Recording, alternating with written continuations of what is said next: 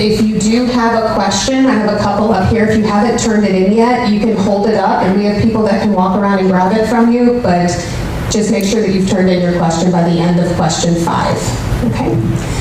All right, moving on to question 4. So Sheriff, we're going to start with you.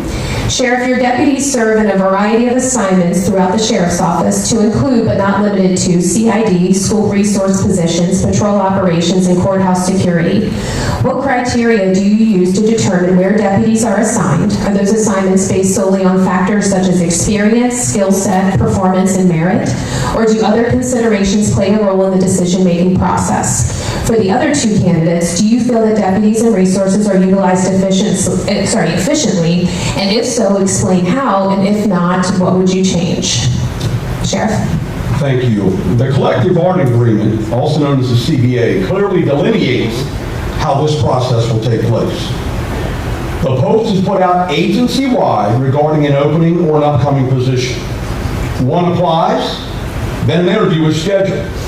The first-line supervisors participate in this interview for that respective unit or division where the opening has occurred.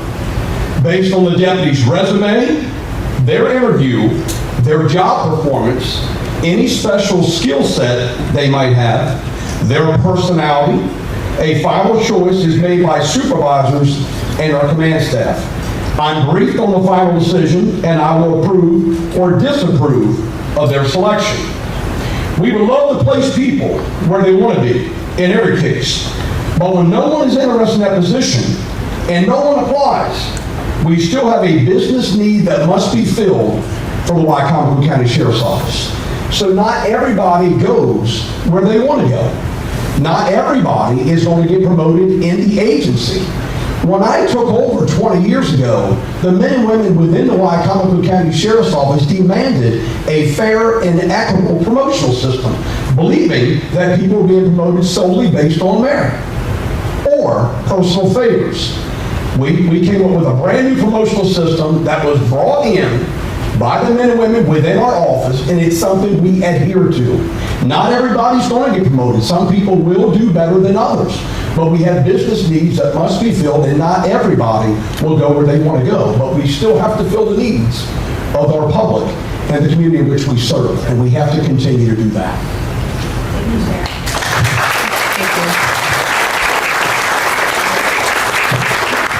Mr. Hamilton. Like the sheriff said, there we go. Like the sheriff said, the collective bargaining agreement requires the notifications of all internal job postings are posted for 5 days, with a caveat that the sheriff has the sole discretion to decide which employees fill those assignments.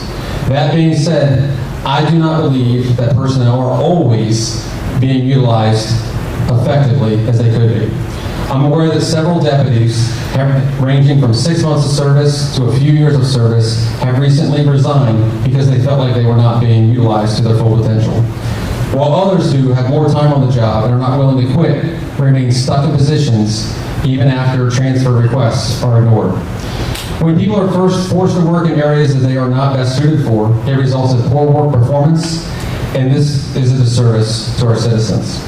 So we need a better approach, especially during a time when retention is at the forefront of everyone's mind. We must work together to ensure that each member of the team is utilized to their best ability. Each deputy has something unique to offer, and we must engage them. As an active instructor of the police academy over the last 15 years, I make it a point to ask every recruit what they want to accomplish during their career. Just as I knew early on that I wanted to be proactive in traffic, DUI, and drug enforcement, which led to me having a rewarding career in crash reconstruction. My staff will learn the skills and desires of deputies, and we will support them to achieve these goals. No more sending someone to special training to get their mandatory hours just to check a box to maintain certifications when someone else wanted that training. And when we send someone to specialized training at the expense of the taxpayer, we will use them and they will be proficient. All too often, deputies go to specialized training or expensive equipment is purchased, but then afterwards, the training or equipment isn't used. As an example, I had been retired for several months when I received a phone call from a first sergeant who asked me if I would be willing to come back to the sheriff's office to teach crash team deputies how to use a specific piece of equipment that I was proficient with. It was extremely frustrating to learn that expensive a piece of equipment had sat in a box unused and personnel failed to get training to use it, and that is unacceptable. We must do better. We owe it to our deputies that they are placed where they can succeed and want to do a good job. Because when that happens, the agency succeeds and the community benefits. Thank you, Scott. Ms. Foley, same question. Thank you. I agree. As I've already mentioned, I really want to get down to what people want and not necessarily base it off of what I want. I know that there are shortages, and so sometimes those positions cannot be filled, but the goal here is to stop the shortages. When Nelms was in office, there was a line for people wanting to be a deputy. Being a deputy has so many perks. I don't understand why we don't already have that line. You get paid really well, you get a take-home car, you get a pension, you get health insurance. The only thing I see missing is daycare, and maybe we'll take care of that. But we definitely need to figure it out because, as I said, as far as the schools, we're taking deputies out of the schools to fill road patrol. I mean, that's not okay. We need to have deputies. So whatever that needs to do to make that happen, we're gonna figure it out. Thank you. This question will go to Scott, and this is your question turned in. Please make sure to do so. The sheriff does not operate in a vacuum and must regularly work with county government, municipal leaders, the courts, state agencies, and federal partners. Strong leadership often requires balancing independence with collaboration while still respecting the roles and responsibilities of other elected officials. How would you approach working with other elected officials and agencies, especially during disagreements, and what steps would you take to maintain professional relationships while still advocating for the needs of the sheriff's office and the public? Throughout my career in both the military as an officer and in law enforcement, I worked with senior leadership, elected officials, fire and EMS agencies, and community partners to solve problems collaboratively. Early on when I began working in patrol, there was a divided tension between troopers and deputies. We were forbidden to talk on each other's radio channels, which forced us to have scanners in our cars to monitor what the other agencies were doing to help mitigate threats to officer safety. Little by little, I worked through that barrier by engaging troopers routinely, making friendships, showing up on calls anytime I could. Within a few years, we were sharing the radio, volunteering to take each other's calls, and having meals together. This proved valuable. Our desire to work together had grown so strong that another trooper and I pitched to the Salisbury Barrack to adopt the sheriff's office schedule so that our shifts could work together each day. After a few months trial period, the entire Maryland State Police adopted that schedule. Also, some of the best training I've ever attended was when we were partnered with fire and EMS. You heard me mention earlier how that training proved valuable and saved a man's life. And since I've continued to build friendships and partnerships as the president of the FOP, bringing law enforcement and fire and EMS personnel together through FOP events and fundraisers is crucial. Because knowing who will be there when you're on a scene beforehand and having relationships ahead of time makes the job easier and more effective. In that same capacity, I've also maintained relationships with the mayor, county executive, council members, police chiefs, allied partners to work together towards shared goals, especially during the collective bargaining agreement negotiations. And again, just last month, I was again involved in that latest renewal. Speaking of the collective bargaining agreement, as the former chairman of that committee, I understand how important it is for the sheriff to be present. And as when I was the chairman, he was not. I will ensure that I will let no deputy or the FOP will have to fight alone. I will be there with him as a supporter and an advocate as they negotiate with the county executive. Lastly, I have a tremendous respect for the county executive and the state's attorney. And I understand that the sheriff is part of the process that makes our county function to provide a safe community for our residents and visitors. My relationships are genuine, not self-serving. And I will continue to leverage those and build on the foundations, because the best partnerships are built before you need them during an emergency. All right, thank you. Ms. Foley, same question. Good, okay. So for me, working with people is natural. I've always been a people person. I'm a little bit of an introvert, but I love people, and I love all people.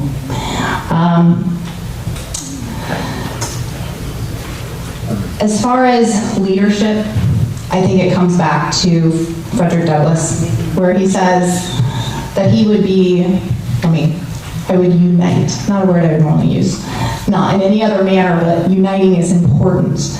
I would unite with anybody to do right and with nobody to do wrong. I don't care who you are, I don't care where you came from. Again, I don't care if you're a Republican, Democrat, it's all about the people. We all have life experiences, and those are what have made us who we are.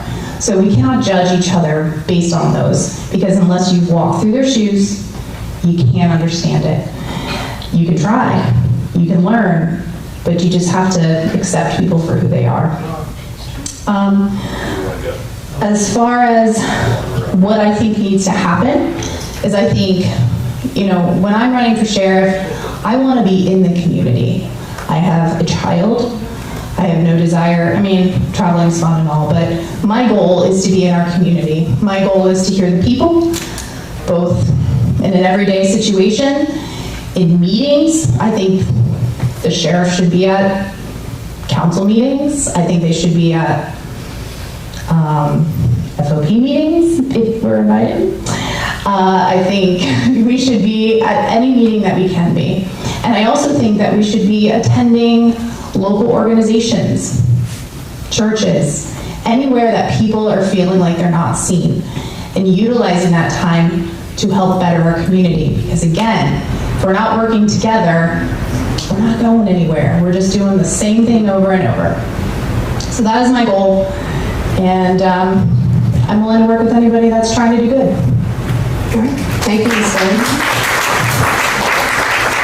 Sheriff. The men and women of the Wicomico County Sheriff's Office, under my leadership, have worked very closely with our fire service personnel and our religious groups, especially our churches throughout Wicomico County, to provide active shooter training for the last several years. We have always done that. I go to the training myself. I'm frequently asked by our fire departments to be their keynote speakers at their annual banquets. I swear our fire service personnel and our fire police personnel in multiple times throughout the year. And I'm frequently consulted by elected officials in this county every single week. Not every other week, but every single week on many issues. And that includes my elected delegates and state senators who I work very closely with. And across this state, they're always seeking my input on a plethora of issues, not just law enforcement issues. But I make it very clear that while we don't always agree on an issue, we must forge a path forward for the betterment of our men and women. And I think I've demonstrated that especially in this last term as sheriff here in Wicomico County. You don't get unparalleled support of your locally elected officials unless you work independently and collectively with individuals to achieve greatness for your agency and for Wicomico County. That's what this county deserves. That's what this county demands. And the greater technology that I previously mentioned here tonight, that I would put up against any law enforcement agency in our region, our newly constructed sheriff's office, and our new high-performance Mustangs, I think speaks volumes about how we work very closely with our communities every day to meet their needs. They all want more traffic enforcement in the neighborhoods. Our funeral homes want our motor units every week escorting, and we escort funeral processions all the time. We escort motorcycle events all over this county. The implementation of a new motor unit in these 5 Mustangs has been some of the greatest PR work we've ever done for our office. Community loves it. Community will walk up to a deputy at a gas pump who's pumping gas into an Explorer or a Tahoe. But you pull up on a motorcycle on one of those Mustangs, and everybody wants to talk to you. So it's been a great, great PR tool for the Wicomico County Sheriff's Office. It's been a great morale booster for those deputies who are operating those vehicles. And again, I would put this up against any agency in our region. And I'm proud to lead the men and women who are getting the job done out here on the street. Thank you, Sheriff.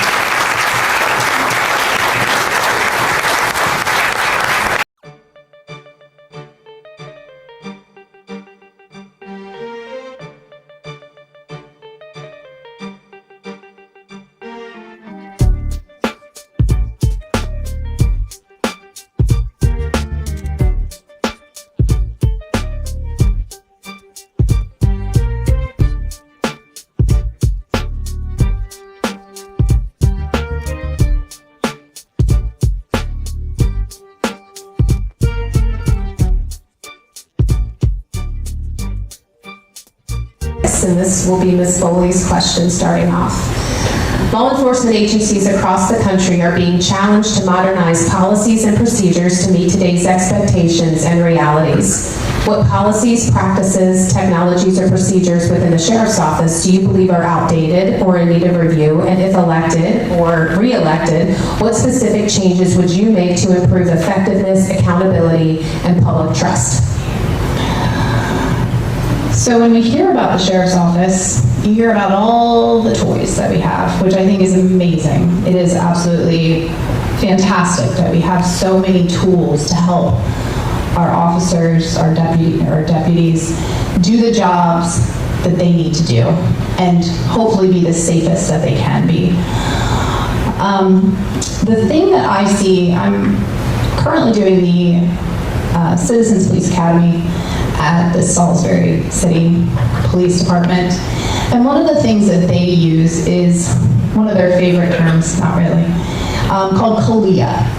And it is a national standard. The Sheriff's Office does not participate in that. It is something that does cost money. However, there's very clear indications of what you are responsible for, how you should handle situations. It's updated every 6 months. And I think it's something that we should absolutely look into, especially since we work together. Let's see. I think that's it. Yeah. Thank you. Sheriff Lewis, same question. Years ago, we implemented something called Lexapol. Lexapol is a standardized, world-renowned policy and procedure and 21st century police training company that meets mandates, it boosts morale among our men and women, and it builds accountability and improves community trust. It delivers continuously updated, not every 6 months, but continuously updated, legally vetted policies that help law enforcement leaders actively manage compliance, identify emerging risks, and reduce legal exposure for our county. These policies are living, breathing documents that we are constantly reviewing and evaluating to see what, if any, changes are needed or required. Deputies now can actually ask their body-worn camera what any policy says in any given situation. Simply by the push of a button worn on that uniform, they can ask what the policy says and use of force situations or any other situation. That is something that's unheard of. But we now have that technology. We've invested in that technology, especially with the latest $1.2 million investment that was approved by our county executive and subsequently approved by the men and women of our county council. That's the technology that we currently have in place that has been fantastic for the men and women of the Wicomico County Sheriff's Office. We have the greatest technology out there, and once again, thanks to my command staff for moving us in that direction, but most importantly, thanks to the men and women in the trenches every day who are putting this technology to use and making it the very best it can be. All right, thank you, Sheriff. Mr. Hamilton, same question. One of the most outdated practices still used by the Sheriff's Office today is using Microsoft Excel to generate a paper timesheet every 2 weeks. Stuck in a mindset, we've always done it this way. In fact, if you look at the properties of that file and look at who the author was, it was me, 20 years ago. The online scheduling is another constant issue for everyone. Every first sergeant who has managed that system complains about it. Access restrictions, prevent first-line supervisors from approving leave requests or making schedule changes online, forcing the need to use a paper backup. This redundancy causes extra work and wastes time that could be focused in other areas. Discontinuing the use of paper timesheets and leave requests for an online-based system already used by other county departments would help eliminate errors, save hundreds of man hours per year, and would be something that everyone would welcome on day one. As far as technology is concerned, I've consistently talked about modernizing resources within the Sheriff's Office. While they have great many assets already, and there are many that more I'd like to explore, I'd like to mention just two tonight. Several years ago, I conducted a feasibility study on starting an aviation unit using a free helicopter from the Army Surplus Program. Even with a free helicopter, I reported back to the sheriff that we could not justify the operational cost to the taxpayer, and we discontinued the idea. Now, there are no more free helicopters, so it's even more true today that we're unable to do so. We cannot justify it. But our warfighters have been using drones on the battlefield for decades, and that technology has only gotten cheaper. Going back to 2015, I was selected to help launch the drone program for the Sheriff's Office. Using my commercial aviation experience and my certification as an FAA certified drone operator, I was crucial in assisting with the grant to get our drone, and I wrote the policy for its use. Recently, departments across the country have been using drones effectively as a force multiplier when response times are longer or there's a need to rapidly have a video feed from a scene. And with our limited manpower here, we could desperately use this type of resource. Before I retired, we had 4 drone operators, but currently I know that there's only 2. This has made the drone program extremely limited. I would expand the program with more operators who would use it to provide live feed to responding units and other first responders, allowing more appropriate responses as situations evolve. Secondly, the other idea. Just like other jurisdictions are doing, I would partner with willing businesses to allow their cameras to tie into our comm center. Having real-time video monitoring when calls come in from those areas where the cameras are located and being able to see what's happening on the scene while still taking initial call will help gather information, evidence, or capture a description of suspects before they leave the area. All right, thank you, staff. We will be moving into our last question. This question will not be answered by each person, so this has been tailored specifically for the candidates. So we're going to start with Sheriff Lewis and we'll work our way down. Sheriff Lewis, in 2022, you publicly announced your retirement, but later decided to seek another term. And since then, you've commented, "I will not give this office up to just anyone." Some constituents have interpreted that statement as suggesting the office belongs to one individual rather than to the people and to the democratic process itself. Can you explain what you meant by that statement, and how do you respond to critics who believe that those comments undermine the principle that voters and not any single office holder ultimately decide who should lead the sheriff's office? It was the announcement by our daughter that she was pregnant with our first grandchild and would likely be relocating back to Wicomico County that prompted me to change my mind. It was also meeting with different people in the community very concerned about what my departure would mean for crime here in Wicomico County. I realized that I wanted to make sure that if I were to leave and decide to retire, that we had a strong leader on a plethora of public safety issues, to include the dramatic reduction in homicides that we currently enjoy, the reduction in gang-related issues that we currently enjoy, proactive policing that I'm a huge proponent of, one's Second Amendment right to bear arms. I wanted to make sure we had a chosen sheriff who actively goes to Annapolis and Washington, D.C. to advocate for Wicomico County, to advocate for or against law enforcement issues, and to advocate against the legalization of illegal drugs, and to stop the decriminalization of laws that have been on the books for decades. I wanted to be part of grooming someone to take my place. Ultimately, the voters would decide, but it's my job as sheriff to find a good, qualified applicant with administrative experience, executive level experience in law enforcement, one who's gone to Annapolis and advocated for public safety issues here in our county. It's my job to be a part of that process, to to identify and groom someone who can do that.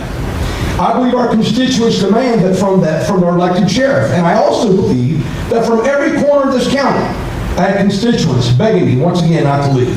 Please don't retire. And many said if you do, please make sure your successor holds the same beliefs and values that you hold so dear.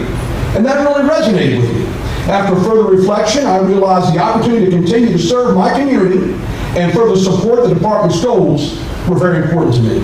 I realized that I had to make sure I identified someone with second-line supervisor experience, someone with command-level experience, and someone who has run a unit, run a division, run a bureau within the Wicomico County Sheriff's Office. That certainly doesn't stop the voters from electing someone with no experience at all in law enforcement. I realize that. The voters will have the final say, and I believe they should. That's how I respond to that. Thank you, Sheriff.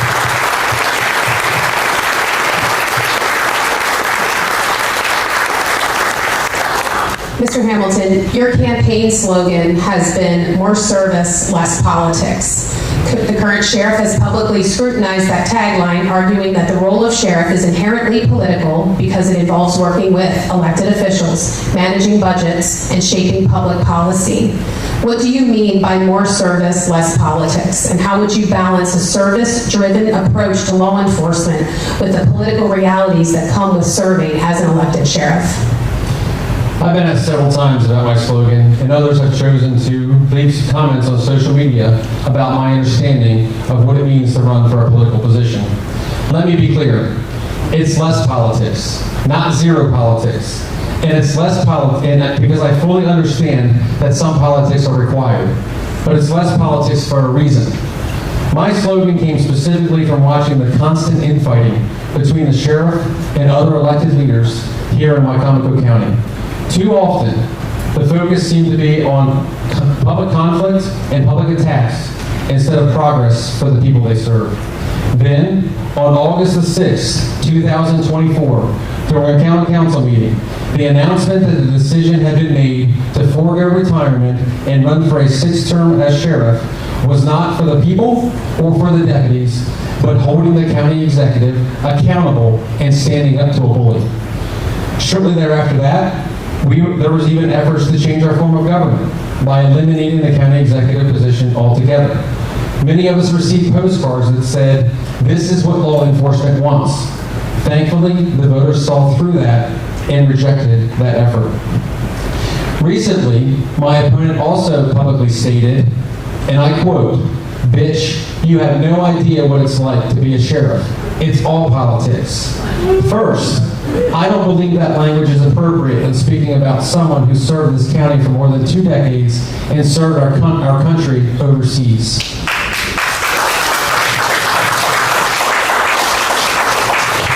Secondly, I respectfully disagree with the statement itself. While I may not currently hold the title of sheriff, I fully understand that a sheriff must work with elected officials, community leaders, state agencies, and federal partners to accomplish goals. Business, military, and law enforcement professionals all build relationships to communicate to get things done. Throughout my career, I built those same relationships, and I view that as collaboration and networking, not politics. And in closing, while you have to be politically aligned with a party to get elected, to me, a sheriff should focus on serving all the people equally, regardless of party. I believe that the sheriff should operate on the path of law and order, not left or right, not Democrat or Republican. As your next sheriff, I will walk down the middle of that path and provide a service to everyone in our community equally. I will focus on supporting our deputies, strengthening public safety, and setting an example of professional policing, not political drama.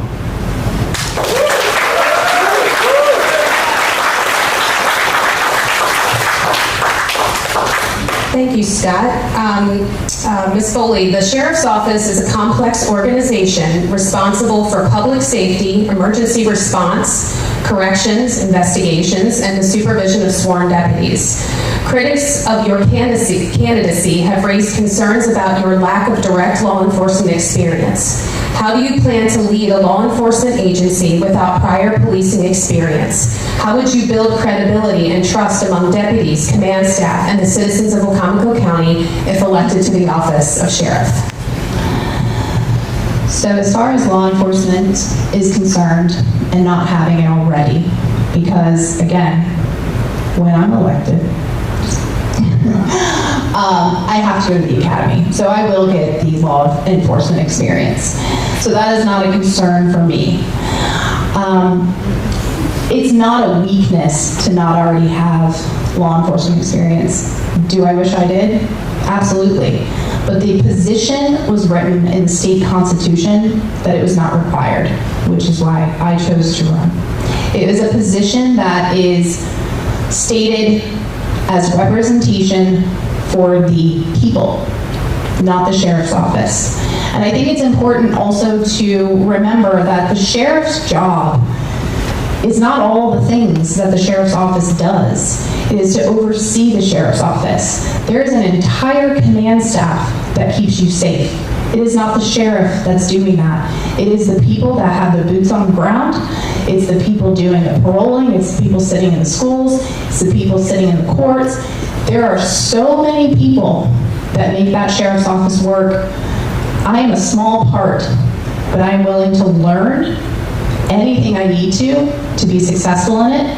Again, I love working with people, so I have no problem. If people are willing to work with me, I'm happy to work with them. I'm educated, I have a degree, I know how to study, and so I'm willing to do the work. Thank you, Ms. Coleman. Haters talk, let the rumors fly. I ain't got time to wonder why. The good Lord knows the man I am, and I'll die standing tall with a mic in my hand. You can kick rocks if you don't like how I talk. I'm gonna keep on talking and walk my walk. Ain't selling my soul for a seat at your table. I'm rough, I'm raw, I'm wild, I'm able. You can hate my fire, but you can't kill my spark. I'm a midnight flame burning through the dark. So kick them rocks if you don't like how I talk. I'm gonna keep on talking and walk my walk. You can kick rocks. You can kick rocks. You can kick rocks. I'm gonna keep on talking and walk my walk. All right, we are going to go ahead and move on to some audience questions tailored for all three of you, and then we have a few that are just for you specifically. So we are going to start with all three. So actually, we'll start with Scott on this one, but all three of you will answer. Will you support or continue to support partnerships like the CAC if you are chosen as our sheriff? Yes, the CAC is an important operation that is crucial to looking out for the well-being of our children in our community. There's no doubt that the work that they do is extremely serious and needed. Our victim advocates at the CAC are top-notch, and we will continue to support their efforts. All right, thank you. Ms. Foley, same question. Will you support and continue to support partnerships like the CAC if you are chosen as sheriff? I know we're all parents, grandparent, father there. So children, I think, are important to all of us. So absolutely, it's a question that does not even make me pause for a moment. I actually think we are in a bit of trouble because we are actually very short on a lot of our resources that they need. We are short on foster homes. We are short on respite. And so we need to figure out as a community how to help them, because right now they have more than they can chew. So not only will I support it, but we need to figure out how we're going to enhance it. Thank you, Ms. Foley. And Sheriff, will you continue to support partnerships like the CAC if you are chosen as our sheriff? Since I've been sheriff for the last 20 years, the Wicomico County Sheriff's Office has actually been the lead supervisors over at our Child Advocacy Center. When I took over, it was the Salisbury Police Department, the Wicomico County Sheriff's Office, the Maryland State Police, and all of our other State Attorney's Office has been a very critical partner in this, but it is also involving our Adult Protective Services, our Department of Social Services, our Child Protective Services. All of these partners are very important in the CAC. We have supervised that for the last 20 years since I've been sheriff.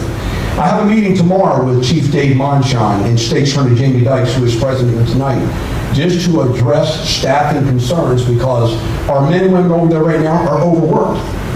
Our children are our most precious asset in this community. Nothing's more important than our children, but they're also very vulnerable. And we have to have good, qualified investigators leading the charge over there. You just can't put anyone over at the CAC. We've had investigators over there we've had to pull out because they didn't have the right personality to pull everyone together to effectively investigate the cases that need to be investigated every single day. So it's very critical that we maintain relationships we currently have over the CAC and do nothing but build on what we have, because we have a good thing over there with great partners. Thank you, Sheriff.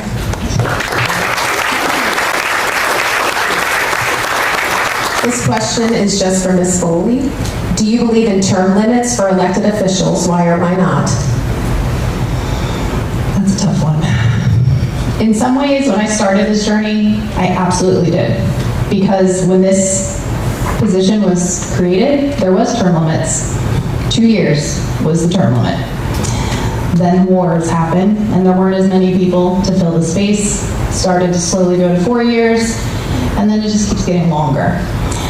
I don't believe very long terms should be the option, because there's a lot of information that is being held in one person. I think the job is being done well, but if something were to happen to you, God forbid, there's a lot of information up there that nobody else knows. And I think that's a scary thought. So for me, I go back and forth on that, because again, having a position that has a ton of experience is fantastic, but in the position of the sheriff, again, it's not what, there is a whole command staff that is filling the role that I think that knowledge is also in, so I don't necessarily know if it is or not. I wish I had a better answer. Thank you. All right, sorry, that's fine. Oh, there we go. Okay. Sorry. All right. This question is just for Mr. Hamilton. Please describe how your sheriff's office would differ from the last 20 years under the current sheriff. That's a tough one. That's a lot to answer. There would have to be a lot to unpack. The biggest thing is bringing a new, fresh vision, re-engaging the deputies, having them experience some things that maybe they haven't tried before. You know, being locked into a particular vision may not be the healthiest way to run an agency. Being open, new, fresh ideas would go a long way. As far as how my agency would differ, there would be a lot of similarities. There's a lot of great things that are happening inside that agency. We would continue to use those. But we would introduce new technologies, new ideas, and employ everyone to be involved in that process. All right. Thank you, Mr. Hamilton. All right. All right. This one is directly for Sheriff Lewis. Many residents do not feel Wicomico County has gotten safer in the last 4 years. The opposite, actually. What ideas or plans do you have to improve safety if you are reelected for 4 more years? I will continue to work with my allied partners here in Wicomico County to maximize our effectiveness in crime fighting. And I can honestly say, statistically, crime has dropped dramatically. Property crime's dropped, but violent crime has dropped dramatically here in Wicomico County. And in fact, most recently, we have had a number of vehicles been broken into, and a number of vehicles that they are attempting to steal. Auto theft was never a huge problem. It is now. Property crimes are a big problem here in Wicomico County. And we have formed a joint community action team with Salisbury City PD. We now have detectives assigned to the Wicomico County Sheriff's Office to address quality of life issues, including these types of crime. They're doing a very effective job at doing so. In fact, they did multiple search warrants together regarding a shooting that happened last night here in the city of Salisbury. We had our deputies working with Salisbury City PD conducting multiple search warrants here this morning. All right, thank you, Sheriff.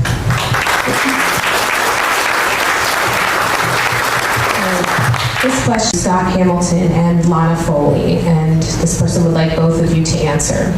We recently saw, there's part of this crossed out, hold on a second. We recently saw Wicomico County go through some changes with transparency and encryption that removed the ability for citizens to be able to hear what is happening in their communities. What is your opinion on transparency, and what will you do to improve the community's ability to know what is happening in their neighborhoods and the ability to keep their families safe? Ms. Foley, we'll start with you, if that's okay. Great. As far as transparency is concerned, it would be something that I would need to research. I know that there's been an issue with it in the past. I think my biggest concern is the Sheriff Department app, and that it doesn't work, and that it's not being transparent. There is several things on there that just go to nowhere, and I think that is a big priority to begin with. Thank you. Mr. Hamilton? Transparency in a legal sense is sometimes a hard word to use freely. I think being open is important, but sometimes we can't be fully transparent because we have to protect the integrity of the investigation, victims, witnesses, and even suspects. So being fully transparent is a hard word to use. I am extremely open to sharing the information that we can. I like the idea of a podcast. Other agencies are using that. There's a lot of young people that rely on technology and apps, TikTok and other things like that. They want to be informed. Using those types of resources will keep our young people informed and engaged. To bring up the app, also the website. If you look at Sector 1 crimes, there hasn't been a crime in Sector 1 since I believe it's 1924 or 25. It's the safest county or the safest sector in the county. So there's obviously something going on inside the agency where it's not being updated. I would ensure that both of those services are updated every day so that you are informed. Was there a second part to the question as well? Just what is your opinion on transparency, and what would you do to improve the community's ability to know what is happening in their neighborhoods and their ability to keep their families safe? Okay. Thank you. Okay, all right. And this was only directed to Mr. Hamilton and Ms. Foley, but Sheriff, would you like to respond to this question? Absolutely. I can tell you we hired a social media specialist for no other reason than to get our message out there to the community. In the event we have breaking news, we have an active shooter situation, we have something that requires a roadway to be shut down, or we have an emergency crisis taking place, we want the community to know to avoid certain areas, we get our message out immediately. I think everybody knows with the issue involving encryption how very important it is to protect your personal data. And if Sheriff Jimmy Phillips and Sheriff Foreman Dorchester County reached out to me and said, listen, you might want to consider going to encryption. We have multiple issues over here where deputies were actually running licenses, names, dates of birth, over the radio. Individuals were taking that information, they were applying for fraudulent credit cards, and they were stealing people's identities. So that was something that was very serious to us. They were also, when they would do patrol checks, they were calling out their locations on patrol. Criminals were actually going to different locations within Dorchester County and actually breaking into commercial businesses. So we explored going to encryption. It is now the standard going on right now across the nation.